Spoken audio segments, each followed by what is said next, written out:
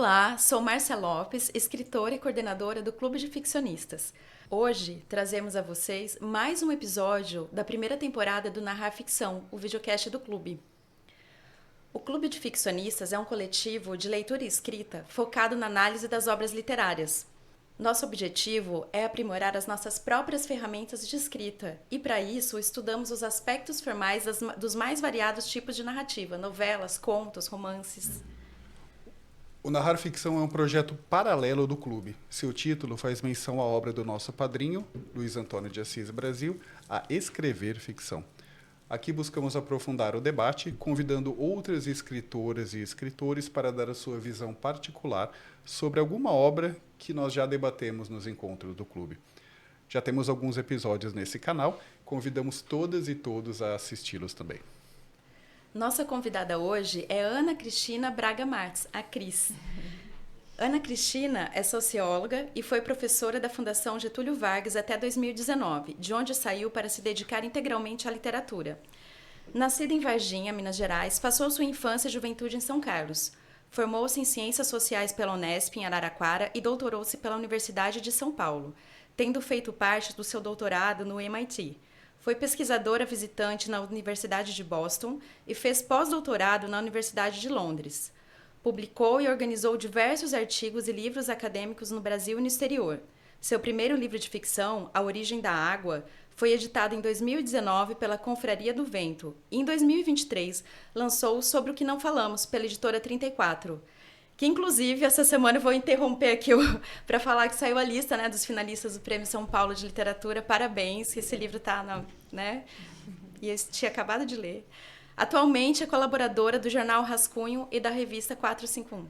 A obra que debateremos hoje é Canção para Ninar Menino Grande, da professora, pesquisadora e escritora mineira Conceição Evaristo.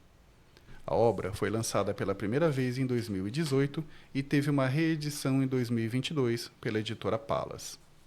Trata-se de um mosaico afetuoso de experiências negras, um canto amoroso e dolorido. Na figura do personagem Fio Jasmin, Conceição discute com maestria as contradições e complexidades em torno da masculinidade de homens negros e os efeitos nas relações com as mulheres negras. O livro é um mergulho na poética da escrevivência, e, ao mesmo tempo, um tributo ao amor sob uma ótica poucas vezes vista na literatura brasileira. Cris, você parece ser uma pessoa que desde sempre teve contato com a literatura.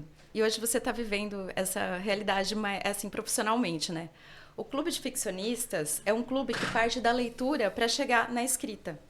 Então, gostaríamos que você começasse falando para a gente um pouquinho da importância da leitura para a pessoa que escreve. Quais foram as suas referências como leitora que te ajudaram a atingir esse nível de escrita? Bom, primeiro eu queria dizer muito obrigada, né, Márcia e Fernando, é um prazer estar aqui. Eu vi os outros programas que vocês fizeram, achei que está um nível assim, excelente, pessoas obrigada. muito bacanas que vocês convidaram. E é muito legal, porque assim, eu acho que de fato vocês estão trazendo uma experiência que é um aprendizado, sabe? Eu acho que faltava isso, né, com relação aos programas que a gente tem ouvido. Então, eu acho muito legal esse foco de vocês. A minha leitura preferida, quando eu comecei a achar que os livros iam fazer parte da minha vida, eram leituras onde eu conseguia, de alguma forma, captar o que era a natureza humana. Então, eu devia ter, sei lá, uma adolescente de 12, 13 anos. Eu comecei a ler Hermann Hesse, Fernando Pessoa, com essa visão, né? De que eu tinha ali muita coisa para aprender, né? Aquelas pessoas tinham coisas muito importantes para falar e coisas que geralmente as pessoas não falam umas para as outras, né? Eu acho que a literatura me pegou muito por aí. Então, aquelas perguntas que eu trazia comigo desde criança e que eu nunca conseguia fazê-las para um adulto, eu conseguia, de alguma forma, ver que elas se expressavam nos livros que eu lia. E então eu fui atrás dos livros, percorrendo esse caminho da curiosidade, né? Claro que no começo, quando eu era criança, eu gostava de livro, e ainda gosto de livro que tem figura, né? Que tem um desenho. Era disso que eu gostava, era isso que eu ia atrás. E, de certa forma, o desenho também sempre compôs muito as histórias, seja o desenho físico daquilo que eu estava vendo, seja o desenho que eu fazia na minha cabeça com aquelas histórias que eu via, né? Me lembro muito de uma coleção que tinha em casa. Em casa tinha poucos livros, meus pais não liam muito, mas tinha uma coleção dos Irmãos Grimm, não sei se chegaram a ver, bem antiga já, e uma capa de couro colorida, e os desenhos que tinham ali era assim, gente, eu ficava horas olhando Eu não vi aquilo, essa edição, né? mas você imagina. Lindo, lindo. Eu não saberia dizer quem é o desenhista, né, para dar esse crédito. E aqueles contos maravilhosos, né, dos Irmãos Grimm, aquelas florestas, né, sem fim, aquela descoberta do amor, né, o medo, aquela coisa bem intenso tudo. Então, assim, mas voltando, eu acho que foi isso que aconteceu. Assim, eu buscava no livro, sempre busquei alguma resposta para coisas que eu queria saber. E isso, claro, em qualquer livro, não só literatura, né? Sempre gostei muito de história e todas aquelas coisas que me faziam compreender o meu mundo, o meu cotidiano. Eu aprendi matemática de um modo muito abstrato, mas se eu tivesse aprendido de um modo mais concreto, mais ligado ao meu dia a dia, eu acho que eu ia ficar muito interessada também. Não fiquei, era péssima aluna em matemática. Duas. Cris, o enredo de Canção para Ninar Menino Grande, que é o livro que a gente veio discutir aqui hoje, da Conceição Evaristo, ele é feito de uma história aparentemente simples, né? Mas que, ao mesmo tempo, levanta questões importantes. Então, o texto literário e a escrevivência, por meio da voz da Conceição Evaristo, são formas de criar uma identidade cultural e colocar em pauta essas questões. A autora se vale de um tom poético e do uso de figuras de linguagem, como as metáforas, por exemplo, para construir o seu texto e discutir temas difíceis como o patriarcado. Como você acredita que essa forma de escrita é recebida pelo leitor e como isso pode criar um elo com ela, com ele, o leitor e a leitora, para fortalecer essa mensagem que ela procura passar para a gente? Essa pergunta ela é muito difícil, né, Fernando? Eu posso aqui formular hipóteses, né? Eu acho que você falou bem, escrevivência, que é um termo cunhado por ela. Eu acho que a Conceição Evaristo ela tem essa capacidade de transformar uma vida e uma vivência muito sofrida, muito ligada a uma realidade brasileira que geralmente a classe média, a elite, os intelectuais desconhecem ou se conhecem, não vivenciam, mas você vivencia por meio da escrita dela. Então, ela revive e você também vive aquilo, né? A obra se completa. Grande, a obra se completa no leitor, né? É como ler uma outra escritora bastante comparada com ela por várias razões, que é a Maria Carolina de Jesus, que é também maravilhosa. Sim. É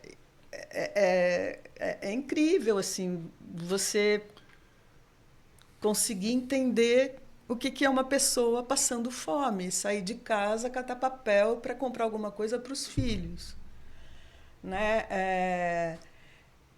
E você entender por meio de um relato que é muito direto, né? Parece ali muito verdadeiro, não é uma coisa apelativa, não é piegas, não é nada.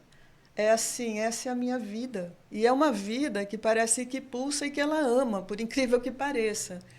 E eu acho que essas comparações podem ser feitas com a Evaristo também, porque, bom, primeiro eu adorei que vocês escolheram esse livro para mim, porque esse livro especificamente eu não tinha lido, mas como essa mulher é uma grande escritora, né?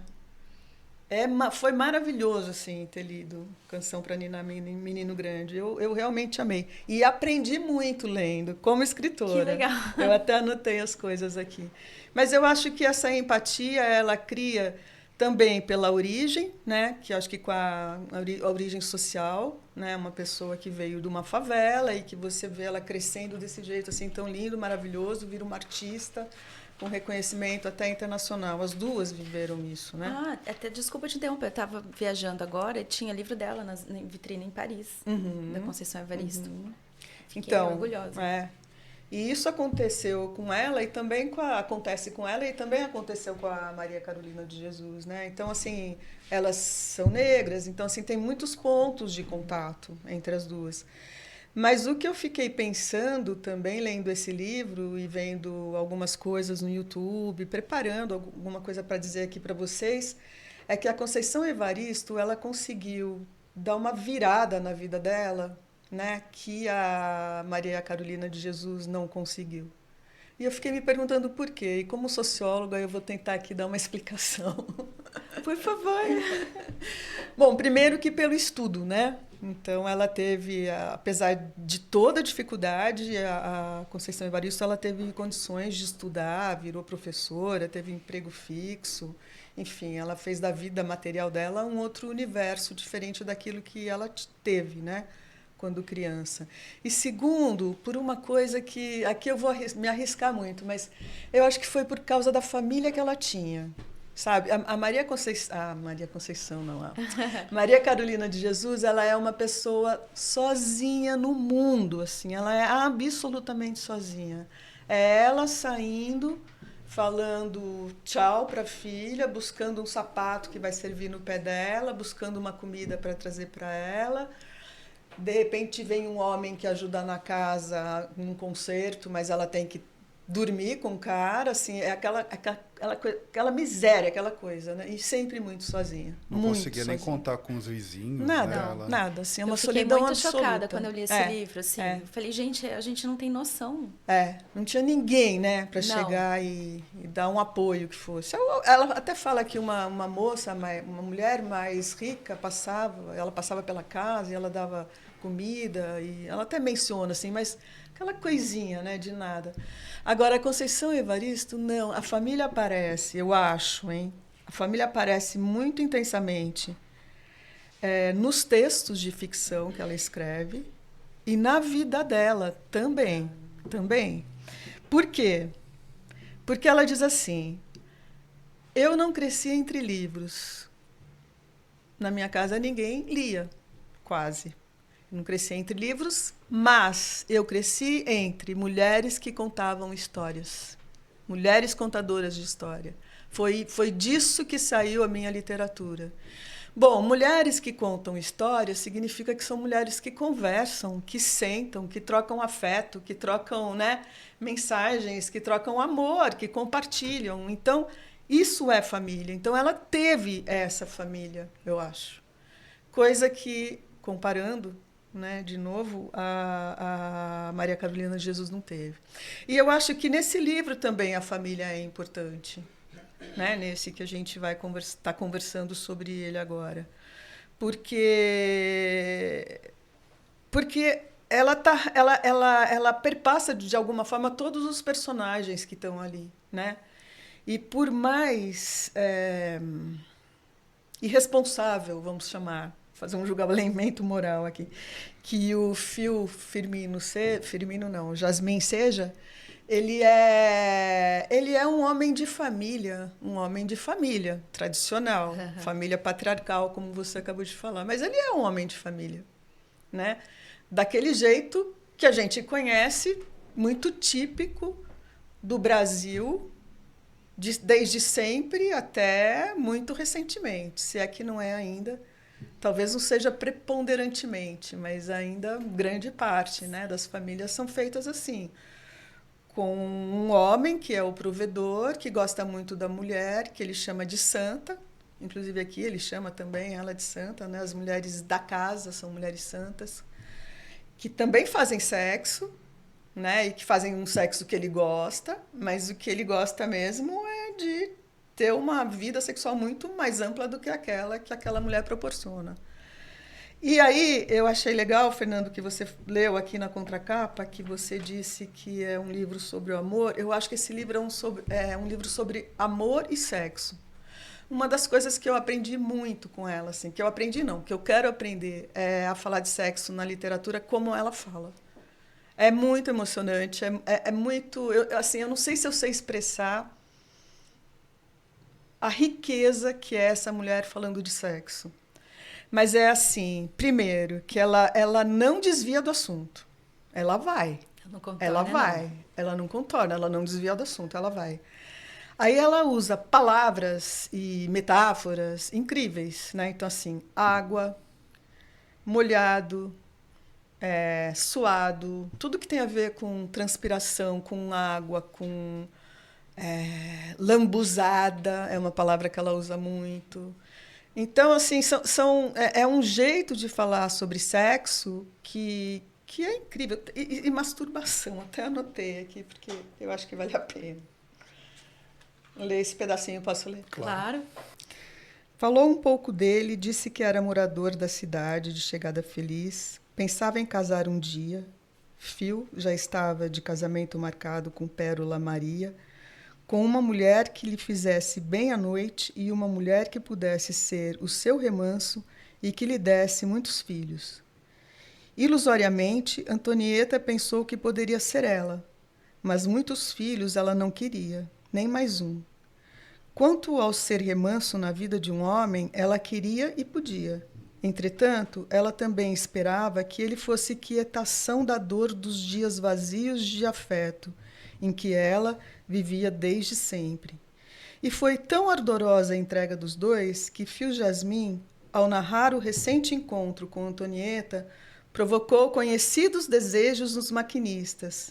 E mais tarde, os dois homens, cada qual em seu quarto, na solidão da noite, se arderam também em desejos que foram apaziguados com as mãos. É incrível, não é? Gente, é incrível.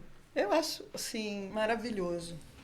Ela não mede palavras, só que ao mesmo tempo a forma como ela coloca é uma forma sutil, né? Não é... Então, aí tá bem sutil. Uhum. Às vezes não é às tão vezes sutil. Às vezes não é tão sutil. Mas é igualmente bonito, porque eu acho que assim, eu acho que tá na revelação, né? É difícil falar sobre sexo, as pessoas não falam. E difícil escrever sobre sexo. E eu acho que ela revela ali um jeito muito especial e com palavras muito poderosas, eu acho. Cris, as vozes narrativas escolhidas por Conceição para fazer essa canção para o menino grande Phil Jasmin foram as vozes femininas, que falam também por outras mulheres, né? Cujos caminhos também foram interceptados pelos trilhos do protagonista. São múltiplas falas, como um testemunho ficcional, onde narrador e autora também se misturam e dão espaço à escrevivência. Phil Jasmin é o fio que conecta essas mulheres, mas não tem voz ativa aqui, apesar de ser o centro e também o alvo da narrativa. Você pode comentar um pouquinho sobre a escolha da autora em contar essa história sob a perspectiva feminina, por meio dessas vozes em sororidade, sobre a passagem de um personagem tão marcante pela vida delas? É interessante, né? Eu também acho que o nome Fio aí não é à toa. A gente sempre pensa no filho, né? Fio, filho. Mas eu acho que ele realmente é o fio condutor dessa história. E acho que não é à toa que o Fio aí tem esse duplo papel, né? Me lembrou muito, lendo várias passagens desse livro, uma música várias músicas do Chico Buarque de Holanda. E uma delas é aquela: ah, esse cara tem me consumido, a mim e a tudo que eu quis, com seus olhinhos infantis como os olhos de um bandido. Ele está na minha vida porque quer.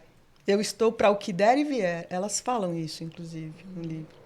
Ele é quem sabe. Elas falam também. Ele é quem quer. Ele é o homem, eu sou apenas uma mulher. É isso que elas falam. Gente! É isso que elas falam, que conexão! Né? Então, eu acho que isso é um jeito de narrar essa situação onde você tem, obviamente, um homem machista, né, que manipula mulheres e a manipulação aí, no caso, é um jogo, porque elas sabem também que estão sendo manipuladas.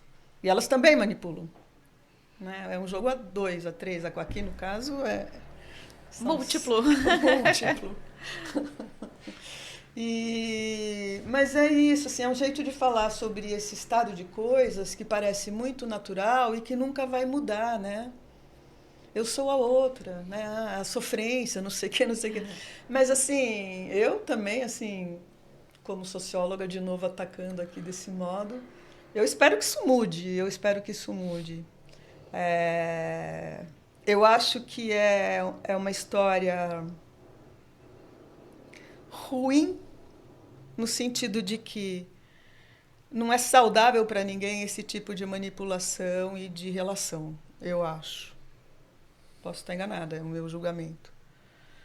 Mas também acho que é uma coisa que as gerações estão revendo, né? Assim, eu acho que muitas das músicas que a gente, letras de música, inclusive, que a gente já ouviu hoje em dia, Elas não são mais elas aceitas, não não são são mais mais. aceitas, né? Mesmo que tenha muita manipulação e sacanagem, não tem a mulher ali naquele papel tão subalterno, né?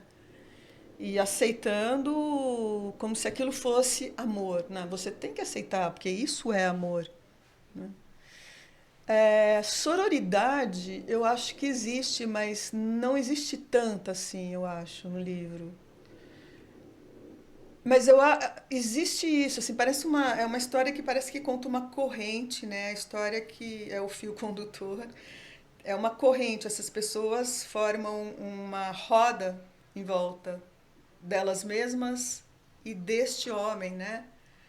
Tão poderoso, tão querido, tão amado e que não é uma pessoa má, né? Não tem nada disso. Ele é um bom menino, ele é um menino alegre, menino, né? Canção para ninar menino. Os nomes são ótimos, né? São ótimos. Ela realmente. Desde o fio, As Jasmine, mulheres. o nome das mulheres, o nome das cidades, assim, tudo Tudo faz muito muito, sentido. muito, muito, assim, sem ser apelativo, sem ser óbvio, mas fazendo tudo muito sentido. Uma costura muito bem feita, né? Então, acho que isso também é uma coisa importante para quem está escrevendo observar.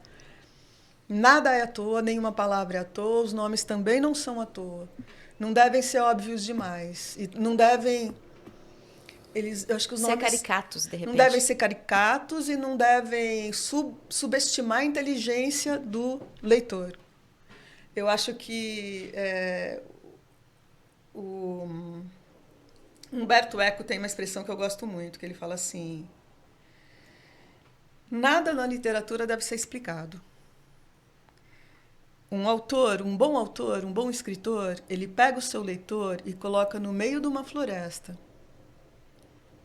Como o leitor vai sair do meio da floresta, é problema dele, é ele que vai sair, é ele que vai encontrar os caminhos. E eu acho isso mesmo, eu acho que, né, quando você, leitor, reconstrói o livro junto com aquilo que você está lendo. Por isso que as obras são abertas, citando o próprio Humberto Eco, e por isso que você não pode subestimar quem tá lendo você. Assim, as pessoas têm inteligência suficiente para você não precisar explicar e falar tudo. E elas gostam de chegar às conclusões por elas mesmas e sacar, né? Ter uma epifania, sacar alguma coisa. Olha que legal isso que ele está falando. Agora eu entendi. Isso é o quê? É uma pessoa que lê e raciocina junto com aquela história que ela está lendo. Então, e eu acho que esse livro traz isso, né? Você falou de um mosaico, essa história é um mosaico mesmo. Você vai costurando depois, se você terminar de ler o livro e voltar ao início e quiser ir costurando todas essas mulheres que estão nessa corrente, você consegue, né? E é incrível também, porque no fundo você não consegue saber muita coisa de nenhum personagem que está aqui, né? Isso eu acho muito interessante. Você mergulha com eles, você vivencia com eles o que eles passaram, mas você sabe muito pouco deles. Fica muito raso ali, né? Ô, Cris, isso tem um pouco a ver com a minha própria questão, minha próxima questão. Perdão. A gente tem para um livro relativamente curto, né? Eu acho que a gente não chega a 200 páginas nesse livro, né? A gente tem uma multiplicidade de personagens bastante grande, Sim. né? E Phil Jasmine, claro, mas as outras mulheres com quem ele tem contato, a gente sabe muito pouco. A gente sabe um pouquinho mais sobre a Tina e sobre a Pérola, por exemplo, né? Mas essa é uma característica que me chamou bastante atenção nesse livro e também foi um dos temas do debate, quando a gente conversou sobre esse livro em abril desse ano, né? E, de fato, parece que a identidade dessas personagens ela parece muito conectada aos nomes delas, né? enfim, o nome que a Conceição deu para elas. Eu queria que a gente aprofundasse um pouco nesse debate, né? Como que você acredita que esse estilo de construção de personagem ele funcionou nessa obra? Não sei se eu entendi sua pergunta, Fernando. É mais ou menos assim. A gente vamos pegar uma escrita mais clássica, por exemplo, um século XIX, por exemplo. A gente tem grandes heróis, grandes heroínas, e aí o livro todo nós estamos conversando sobre essa pessoa, né? A gente está construindo esse grande retrato de uma pessoa. Aqui a gente tem um panorama, né? A gente está vendo essas pessoas sem se aprofundar tanto nelas, né? E me parece que é uma característica muito dela, né? Muito embora no Ponciá Vicêncio a gente tenha uma história mais ligada a Ponciá mesmo, né? Nesse daqui parece que ela optou por não, deixa eu dar um passo atrás e tentar ver a floresta ao invés de ver uma árvore específica, né? Me parece que é uma técnica narrativa que foi bastante consciente dela e bastante relevante nessa situação. Porque, afinal, a gente está falando de uma teia de relacionamentos, né? A pergunta foi mais ou menos nesse sentido, assim, como que essa técnica de construção de personagens funciona nessa obra específica? Eu acho que ela funciona justamente por isso, né? Como o foco é a relação, é o encontro, e olha só, é um livro sobre encontros, onde ela mesma vai dizer no final que não houve encontro nenhum, que ele nunca se encontrou com nenhuma daquelas mulheres de verdade, né? Mas o livro é um livro sobre encontros onde as pessoas não se conhecem mesmo, né? São quase que desconhecidas. O que atrai uma pela outra é a aparência, é o sexo, é a fantasia, é o que falta, né? É o aspecto mais, digamos assim, exterior. É o que falta. Olha que legal. Tem uma que sonha com não sei o quê. Bom, chega alguém que preenche aquele sonho. E tanto faz, por algum motivo, coisas que acontecem, inclusive, muito por acaso, né? Então, ele não é manipulador desde o começo. Ele não chegou querendo fazer com que elas né, cedessem a ele. Não, a coisa vai acontecendo. E muitas vezes elas são ativas nesse encontro. Elas querem mais que ele, inclusive, em algumas situações. Então, eu acho que, assim, de fato, não há essa necessidade de aprofundar personagem nenhum, porque o encontro não houve. Ele não conhece também essas mulheres. E isso é muito legal no final do livro, porque é uma revelação, né? Porque eu também fiquei pensando assim, puxa, mas ela é uma feminista, ela é uma pessoa tão atinada com tudo. Aonde que esse cara vai parar, né? Até onde ele vai? Aonde essas mulheres vão dar? O que vai acontecer com elas? E acontece no final, né? Acontece porque ele se dá conta de que tendo conhecido tantas e todas essas mulheres, ele não conheceu de verdade nenhuma delas. Então é legal sua pergunta, é uma boa pergunta, é bem isso mesmo. Eu acho que é a necessidade da história que faz com que os personagens não precisem ser descritos com profundidade, porque é a relação que tá em foco. Afinal de contas, ele está de passagem pela vida delas, né? Ele está de passagem. Ele está de passagem. Isso que ficou para mim também. Bom, vou falar um pouquinho do livro dela agora. Essa semana, eu já falei aqui, mas porque eu sou ansiosa, vou falar de novo, porque essa semana a gente teve uma ótima notícia sobre o seu livro, sobre o que não falamos, né? Publicado pela editora 34, porque ele saiu na lista dos finalistas como melhor romance do Prêmio São Paulo de Literatura, 2023. E aí, nele, há uma grande lição sobre os estragos que os silêncios causam. Ele traz várias questões, assim, me prendeu, a leitura realmente me prendeu. Ele traz toda a questão também da ditadura, que é uma coisa que às vezes não é tão falada assim, né? Mas tem toda uma história linda em volta, né? E você usa a questão das borboletas, né? Eu fiquei olhando para a capa e fiquei pensando, né? Por que será? Que elas não são tão silenciosas assim. E tem olhos que vêm sobre diferentes perspectivas. Clara Preta, até a gente falando dos nomes, né? Que eu achei isso tão genial. A menina que conta essa história, além da dor do silêncio e de tentar enxergar a sua própria história por outros ângulos, também convive com o preconceito, que é o que me pareceu. É possível, de alguma dessas perspectivas, estabelecer uma relação entre a voz dessa menina e os silêncios vividos pelas mulheres da canção de Ninar? Tem um pouco sobre os recursos da escrita que te levaram a construir uma história tão emocionante. Ah, legal, obrigada. Eu acho que tem, assim, um ponto em comum, porque o silêncio dessas mulheres é aquele silêncio tabu também, né? O silêncio sobre o que não falamos. Então, assim, você vive uma vida social que, digamos, está na superfície das relações, né? Não é necessário as pessoas se conhecerem profundamente e nem falarem verdadeiramente, nem sinceramente. A vida, o cotidiano é assim, não é? Então, essas mulheres, o amor delas entram também nessa mesma perspectiva, né? Não precisa, não é para se falar muito sobre isso. Também é tabu, né?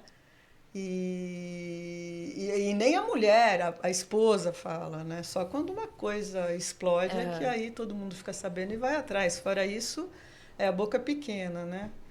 Ou então faz de conta que não vê.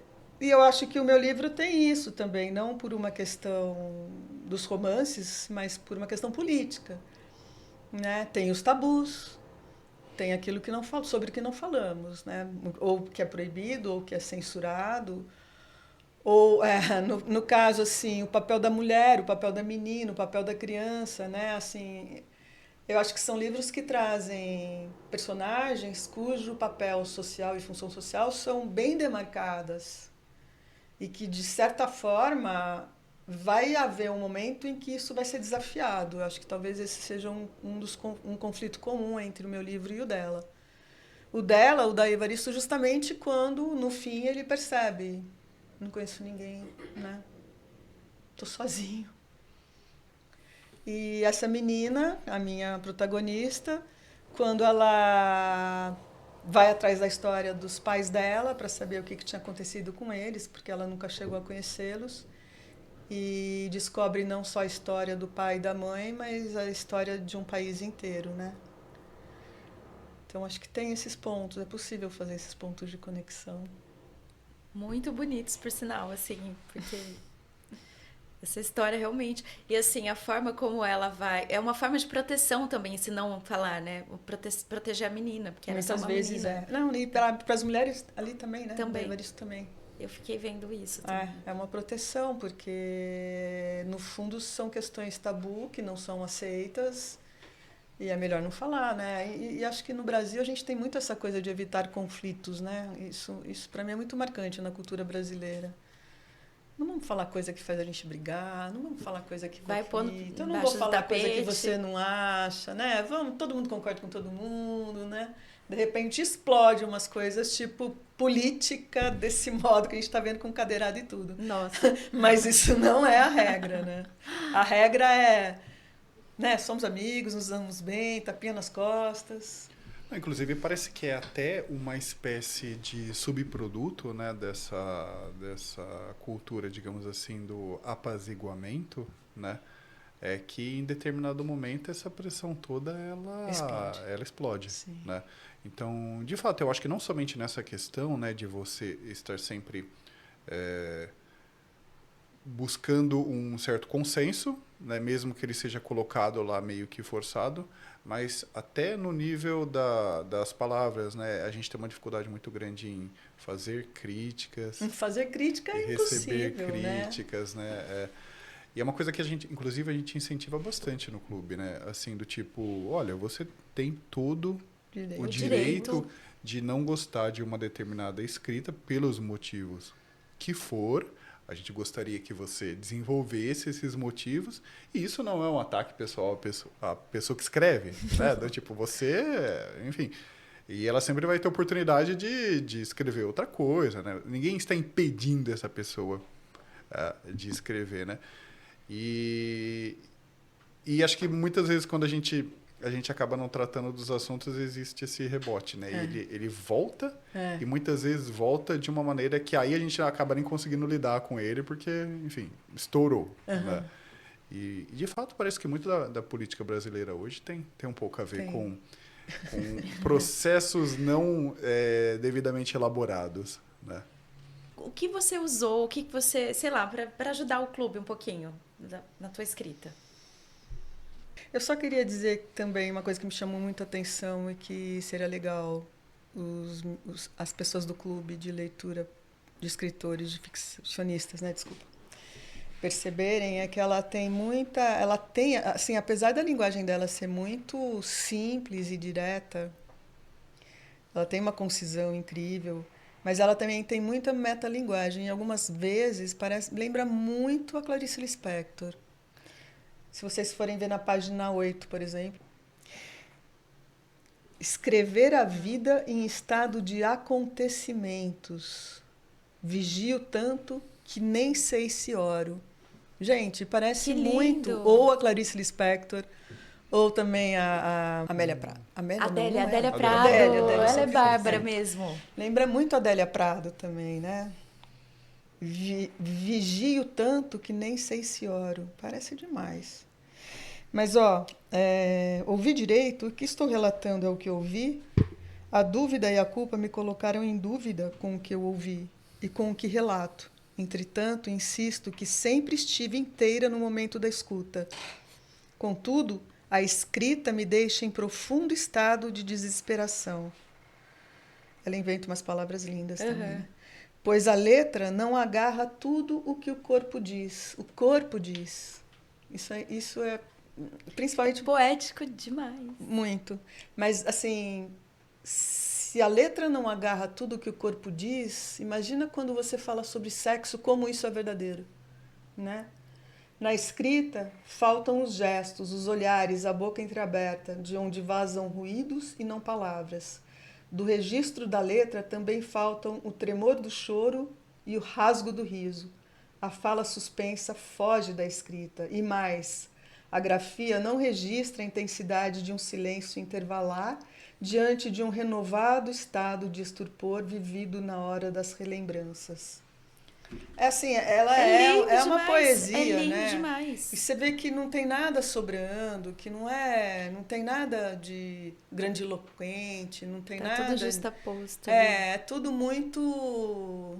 É muito simples, mas ela parece que vai entrando, cavando. Quando você fala, tem mais, sabe? Você fala, nossa, foi até aí? Tem mais. Então, eu acho que esse é um jeito que ela escreve que é realmente maravilhoso. Deixa eu ver se tem mais alguma coisa que eu anotei para falar. Então, ela tem essa linguagem simples, né? Mas o olhar dela é muito sofisticado. É muito sofisticado. O que ela vê é muito sofisticado, né?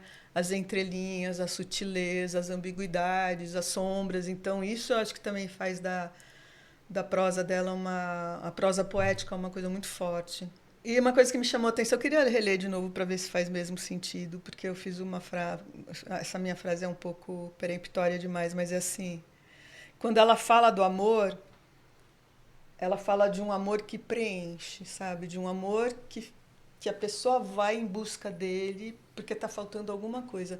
Isso é muito claro também. Apesar dela falar desse amor libidinoso, erótico, sensual, sexual, bababá, ela também traz, principalmente nas mulheres, né, que amam o fio Jasmine, uma busca de alguma coisa que vai além do sexo, do erotismo, do prazer, do gozo. Isso eu achei interessante também. Eu queria destacar só essas coisas aí, não sei como é que vocês vão editar. Não, mas é maravilhoso.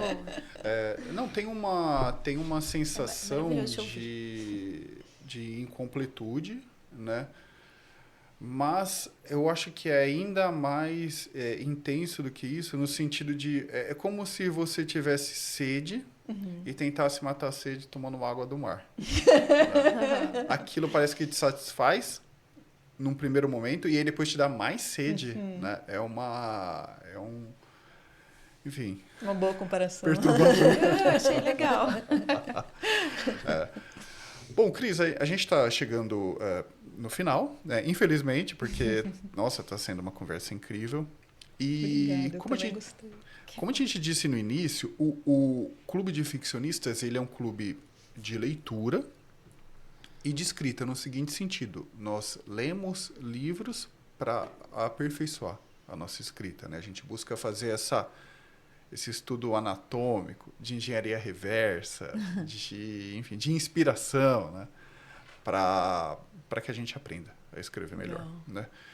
E nesse sentido, eu gostaria que você deixasse algumas indicações de leitura para a gente. E aí você fique à vontade para indicar livros de ficção, livros de não ficção, de poesia, tudo aquilo que você acha que vale a pena ter na biblioteca, na cabeceira, né?